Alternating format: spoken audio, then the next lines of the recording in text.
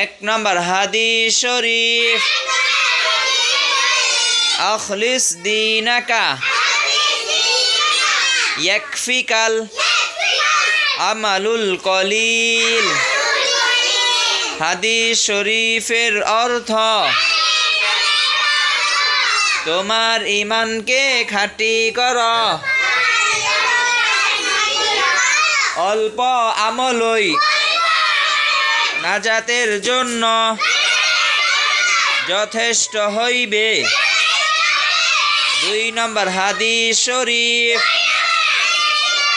খায়রুকুম মান তাআল্লামাল কুরআনা ওয়া আল্লামা। হাদিস শরীফের অর্থ, তোমাদের মধ্যে সর্বোত্তম ওই ব্যক্তি যিনি কোরআন মাজিদ শিক্ষা করেন এবং অপরকে শিক্ষা দেন।